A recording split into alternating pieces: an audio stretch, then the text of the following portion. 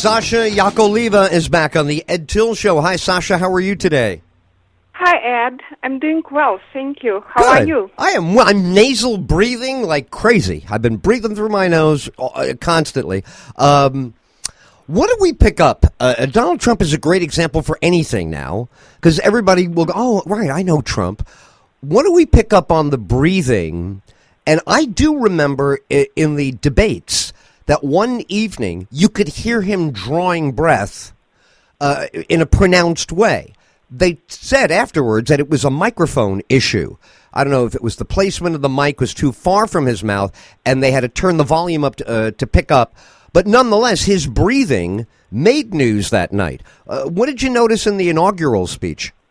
During the inaugural speech, he was actually breathing perfectly through his nose because most politicians now are trained to breathe through the nose. When you breathe through the nose, you appear as a calmer, more balanced person. And that's why it's very important. It's one of the things why it's important. However, if you look at Donald Trump's pictures, you will see that on most of them, his mouth is open. So he is a strong but very emotional person, and probably that's why he mostly breathes through his mouth. However, he's capable of breathing through his nose, and this is in a way a good thing. And what is the biggest benefit of nasal breathing? Well, mouth breathing always triggers overbreathing or hyperventilation. And hyperventilation creates various breathing difficulties, including anxiety and panic attacks, asthma attacks, and hyperventilation problems in general. So when a person breathes through his nose, he or she always consumes less air, which is very good for our overall health. On top of it, this person protects. Well, if I can, may I interrupt? Virus. Yeah, I just want to interrupt on that first point. I'm trying to get the logic of it, and I think the listeners also, right? You would think a mouth breather would get more oxygen into his system with more air, and it logically, and I want you to help us understand why it's not this way, it would seem that would be beneficial to everything, and that the less air would be less than, optimal. Why is it, how can it be too much air, I guess is the question. How does too much air become a problem? In a way, it's counterintuitive. But, let's say 200 years ago, people thought that eating more is very good for health. And it's a similar thing for our breathing. Most people overbreathe as a result of our highly unnatural lifestyle, and therefore reducing our air consumption is actually beneficial for our health. And counterintuitively, it increases overall oxygenation of the body. And the way it works is that no matter how much oxygen we inhale, the amount of oxygen which gets released by hemoglobin to various organs, various cells of the body is actually determined by the level of carbon dioxide in the lungs. So when that level is low, very little oxygen gets utilized by the body, even if we inhale, 100% of it. But if the level of carbon dioxide in the lungs is high, then, a lot of oxygen is used by the body, and as a result, a person feels more energetic, the memory works better, everything works better in the body. So in order to increase the level of carbon dioxide in the lungs, we actually need to breathe less, not more. And that's what we teach at the Breathing Center. So let me see if I understood that. You go by how much carbon dioxide is in the lung. is how much oxygen the lung draws from the hemoglobin in order to offset it? Not the lungs draw for hemoglobin, but hemoglobin releases oxygen to various cells, to the organs of the body. Right, but I guess the question I'm trying to clarify is, right, the body knows exactly how much oxygen it wants, and you could wind up over-oxygenating it? No, that's not the point. Okay. Most people don't receive enough oxygen just because the level of carbon dioxide in their lungs is too low. So they might inhale a lot of oxygen, but they cannot use it. It's a little bit like, let's say you have a delicious meal in front of you, Right. right? But you're not actually eating it, you're not using it. And then, someone gives you permission to eat, a certain part of it or the whole thing. So that's the role which carbon dioxide in the lungs plays. It regulates. It regulates how much oxygen is actually used and is useful to the body. So what happens with that over-breathing? Again, I want to make sure I understand. If they're breathing too much, what happens to the amount that they are not using? So what happens that when we inhale a lot, we actually exhale. As a result of it, we exhale a lot as well. And with exhalation, we lose a lot of carbon dioxide. So the level of carbon dioxide in the lungs becomes rather low.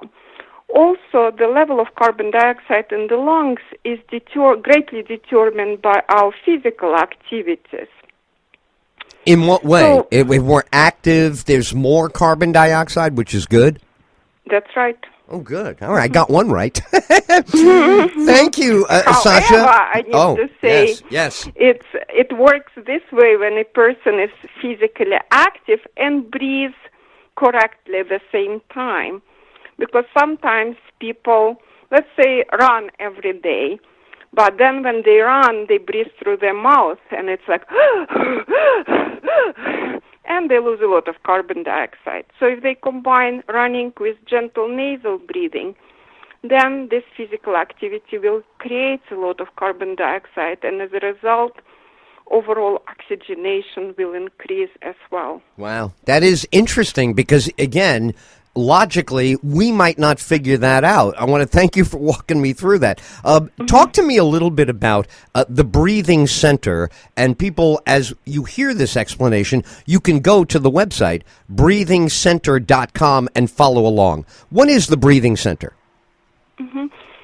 At the Breathing Center, we teach people and train people how to establish healthy breathing patterns, because basically there is no health without healthy breathing.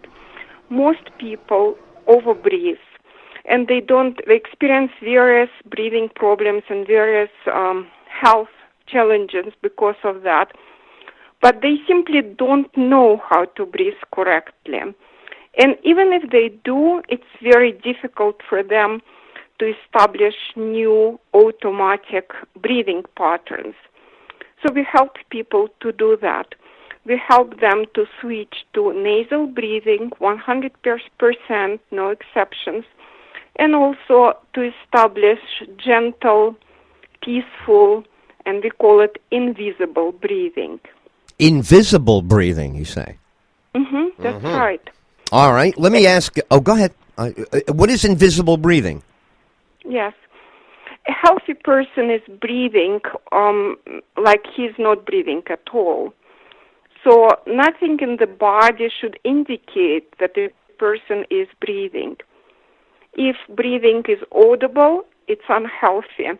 If breathing triggers the movements of the body, like shoulder movements or chest movements or stomach movements, it's also unhealthy. So we teach people to breathe, we call it as a little mouse. Very Breathe. You're gently. saying, I want the audience to get this. Breathe like a little mouse. That's right. I love that. Now, what does that mean? In other words, when you look at a mouse, you see his nose is always twitching because he's taking tiny, tiny little breaths right through that nose. Yes, well, that's how we're supposed to breathe in a way, without nostrils moving, but we are supposed to take very small, very gentle breaths. Right. And Wow. it's in a way, it's a way to maintain inner balance, inner peace as well. And Well, that's what I was going to ask you about next. Inner peace reminds me of, I don't know, when I was like an early teenager, the TM came along and they were like, you've got to meditate. And meditation throughout my life, I've learned, has had remarkable results in every culture and civilization going back thousands and thousands of years. What is the miracle of this breathing normalization meditation? Well, first of all, I'd like to say that it's true that meditation has numerous benefits, but why? Greatly, it's because breathing becomes very quiet, very peaceful, and sometimes even stops for short periods of time during meditation. So this is very good for people, very good for health. But the problem is that when people leave their cushion, they start breathing completely differently, and they're not aware of their breathing. So we teach people how to maintain meditation-like breathing 24 hours a day. Wow. Now, is this going to work for a personality like mine? I'm very animated. I'm always moving. I'm just that kind of wily, they say. Am I going to be able to do this? Absolutely. Everyone can benefit from it. But your breathing is actually pretty good. I looked at it, and it's inaudible. It's not noticeable. It's very good. Oh, wow. Thank you. Especially for a person who has to talk a lot. Yeah, well, that is one of the things they train you on early in broadcast. Exactly that, the audible intake. You're taught from the very beginning, because you're close up on a microphone, that you want that to be silent and slow coming in, and then you kind of parse it out, so you can be sounding like a flow and not like staccato. Well, this is incredible. Did you discover this? Is this something that's been around a long time, or did you kind of create this approach? Absolutely not. My work is based on the long-term work of Russian doctors and scientists who examined breathing and also conducted many medical trials. This work was mostly generated by Dr. Buteyko, who found out that hyperventilation or breathing is a cause of many breathing problems and health problems as well. Wow. That's incredible. My hat's off to him. When did he have this breakthrough? Is this before our era, or is he our contemporary? He made his discovery regarding breathing in 1952. During that time, he greatly suffered from high blood pressure. He had a malignant form of high blood pressure, and his breathing was very heavy. So he was a doctor, and he knew that his heavy breathing was the result of his disease. But one day he was in hospital, and it was his nighttime shift, and he was standing in front of the window and thinking, why I'm so ill? Why so many people are so ill? And at that time, he saw a very bright flash of light outside the window. And because the light was so bright, he lowered his gaze. And when he did that, he suddenly saw his stomach and his chest moving rapidly because of his breathing. And at this time he thought, well, what if doctors are wrong? What if my disease is the result of my breathing? And he was in a great deal of pain, and he thought, okay, I'm going to experiment. I'm going to breathe less and see how it's going to affect my pain. So he started breathing gentler. He started inhaling a little bit less air, and his pain was greatly reduced. And it was the moment of his discovery. And then many years of scientific and medical work followed it. And as a result of it, actually his work now is covered by medical insurance in many countries, but not in the United States. And well, I'll tell you what about that. I'm getting on the phone with Trump right away. So that's one more thing to put on your list and fix. We should be using in American healthcare some technique like this, which is really time tested for so long. That's an incredible story about Dr. Buteyko. Do you now attribute your success to perhaps that you're a calming force for them? In order for someone to do what you do, there has to be a projection of this calm and this kind of centering that you want your patients to follow on. Do you think that that's part of your success, that you have a knack for calm and deliberate and rather than crazy and, panting all the time? Does that give you an edge? Well, the breathing normalization method or the Buteyko method greatly changed my life, and I became much healthier, and I can say that much calmer person as a result of this. I believe it. I believe you, because you are a calming influence just by speaking with you during this interview. What were you about to say? Thank you for your comment. What I was going to say was that, we greatly affect people around us by how we breathe. And so, in a way, it's important. It's kind of being responsible, It's our responsibility to breathe gentler, not to make an environment around us more peaceful. So let's say if I talk to you like, if I hyperventilate talk to you, you would feel differently. So if I tell you, Ed, you know what happened yesterday? It was just terrible, And he said something which made me so nervous. I don't know what I'm going to do now. Right. We'd all have anxiety instantly. We would start to pick up your anxiety and feel anxious. That's right. So if you want people to feel calmer, you need to reduce your breathing. You need to make your breathing gentler.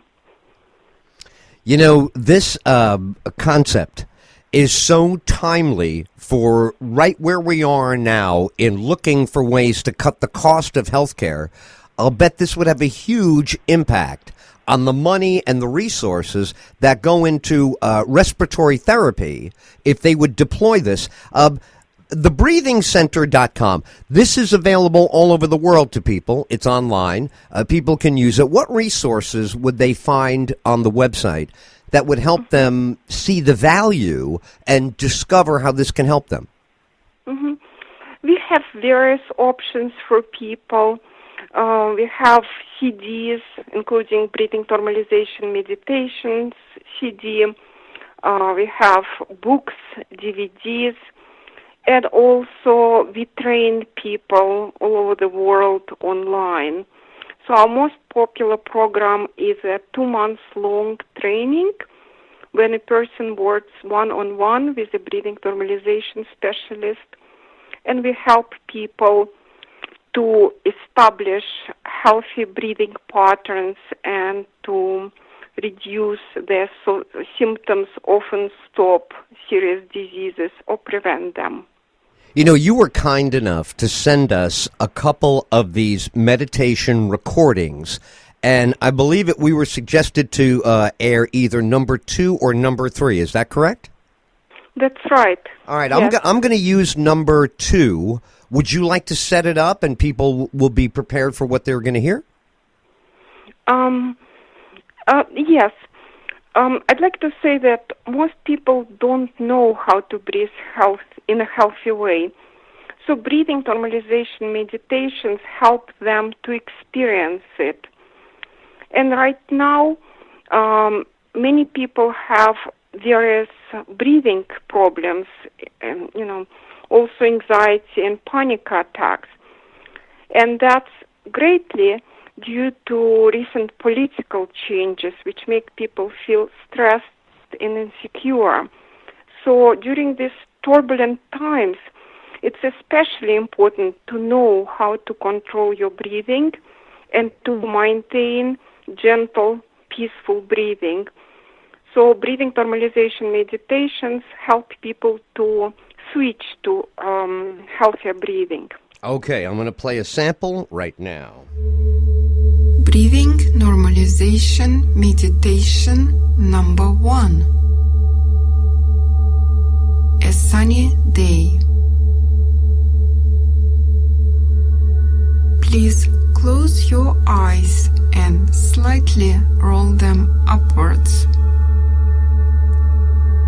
Imagine a blue sky above your head with a few clouds. Look at the clouds. What are their colors? What are their shapes? Are they moving or not? Your mouth is closed. You are gently breathing through your nose. Imagine the wind blowing and clouds slowly drifting away. Now you can clearly see the beautiful blue sky. Sasha, you are hypnotizing with that. Wow, my blood pressure just went down. Well, I hope it's not too low. You mentioned earlier something I want to ask you directly on because you alluded to this. Several times when I was a kid, and then a couple of times as an adult, I wake up in the middle of the night. I have like a chest pain, and I can tell that my breathing was so diminished. I don't know if it stopped altogether, but I could tell when the first moment that I was awake, wow, did I really get down on that bottom of the curve? What is it possible that we could stop breathing and not be ill, but it would just be a hesitation or a pause in the breathing? Mm-hmm. Absolutely. It's possible that you have sleep apnea. During the sleep apnea, breathing normally stops for a short time during the night, and a person might feel frightened and gets awake. So we work with people helping them to stop or to prevent those problems. And of course, doctors think that it's a disease, but Dr. Buteyko determined that it's simply a defense mechanism against hyperventilation. Most people breathe through their mouth at night, and also their breathing is quite heavy. Like during the day, you would never breathe like this.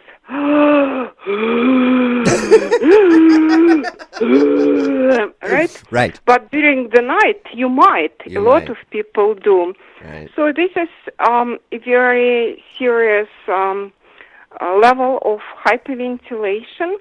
It decreases the level of carbon dioxide in the lungs. And in a way, it could be lethal because when the level of CO2 becomes 0, a person dies. Wow. So the body will do everything it can or anything it can to protect itself.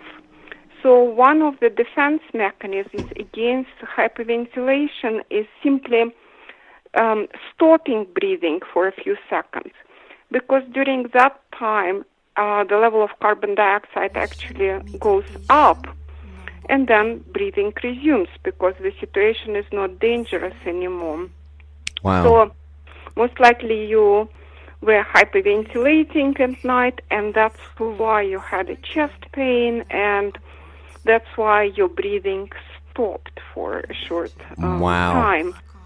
So to stop this problem or to prevent these problems, you need to learn how to breathe through your nose 100% during the night time, and also how to breathe less at night, because many people still hyperventilate even when they breathe through their nose.